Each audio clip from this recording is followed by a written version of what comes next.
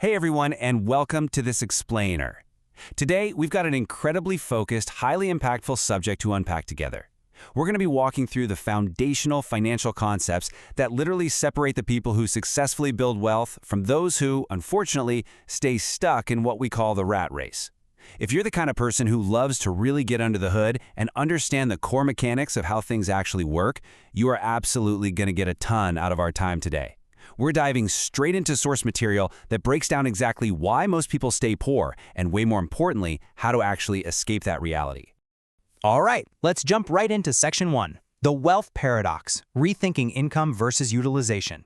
Before we can talk about the mechanics of escaping financial hardship, we have to establish the main problem at the heart of our financial lives. We've got to confront a reality that completely contradicts how almost all of us were taught to think about making a living. So why do some people keep getting richer while others struggle their whole entire life? Take a second. Let the weight of that lifelong struggle really sink in. We all know people who work incredibly hard, day in and day out, but they just never seem to get ahead, right? And yet at the exact same time, there are individuals who seemingly just compound their wealth year after year.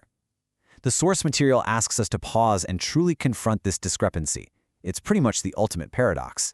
And here is the core thesis to answer that. It's not about how much money you earn, it's about how you use it. This is where we have to fundamentally rethink our whole approach. We're conditioned to believe that the only path to wealth is getting a higher salary, or, working way more hours to earn a bigger paycheck. But the source makes it abundantly clear. Wealth is dictated by financial utilization, not just sheer income. You could literally be earning a massive salary, but if your utilization of those funds is flawed, you're going to remain trapped. So I urge you to reflect on your own habits for a second. Are you solely focused on the earning part, or are you actually paying attention to the utilizing part? That brings us to Section 2, Assets versus Liabilities, the core financial divide. To truly understand utilization, we need to establish a really clear professional baseline for the two primary categories that govern our financial reality. Every single dollar you utilize falls into one of these. So let's define our terms. An asset is, simply put, something that puts money in your pocket. It's incredibly direct. In the context of building wealth, an asset isn't just some static item of value you happen to own, it's an active financial mechanism. The absolute golden rule here is that an asset must actively generate income for you. It does the heavy lifting. While you're sleeping, while you're eating lunch, an asset is systematically moving capital directly into your pocket. On the flip side, we have the exact opposite. A liability is something that takes money out of your pocket. So if an asset is your income generator, a liability is your ongoing financial drain. It continuously removes money from your possession. It requires upkeep, it depreciates, or it demands regular monthly payments. Basically, it's an active force working against your wealth accumulation. Understanding the strict distinction between these two definitions, that is the absolute bedrock of financial literacy. Let's look at how this plays out in the real world. A small business? That is an asset. Why? Because it makes you money. It's a literal engine of income. But that shiny new phone you got on an installment plan? Yeah, that's a liability. I think we all know that quiet, recurring pain of seeing that monthly charge hit the credit card, right? It's a continuous drain. When you start looking at your own life through this analytical lens, you immediately start to recognize which things are actually businesses generating capital and which are just shiny gadgets quietly draining your resources.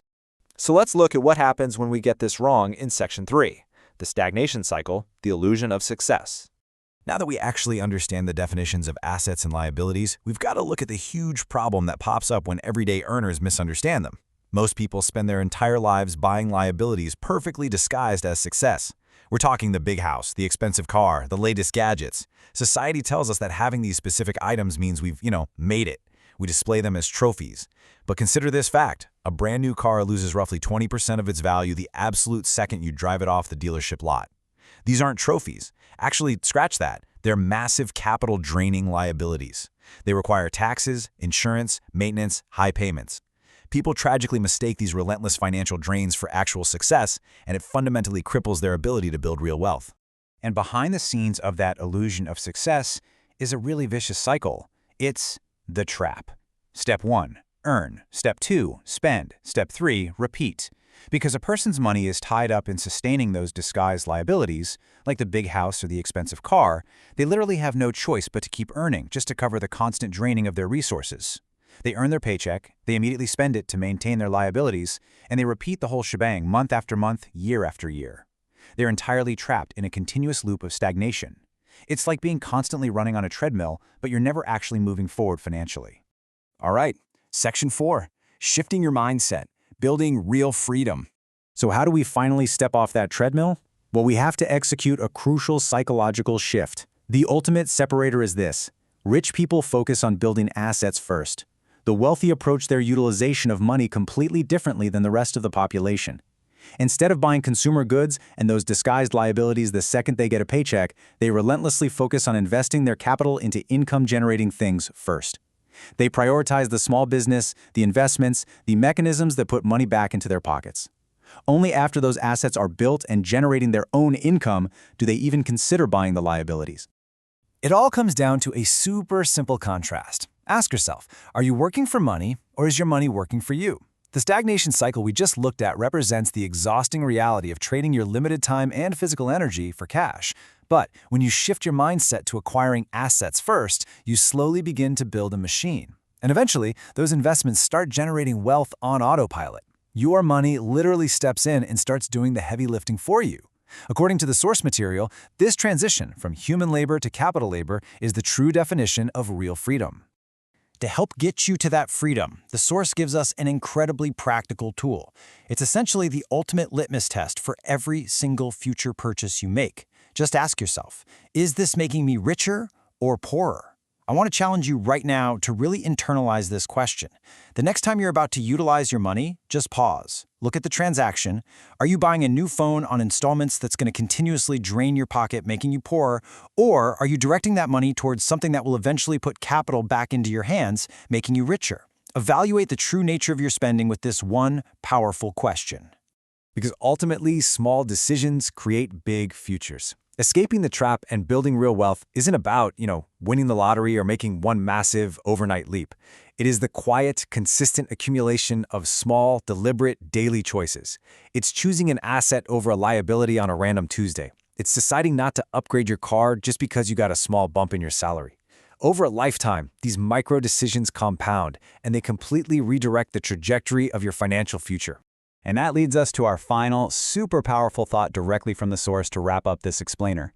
Don't just earn money, learn how to grow it.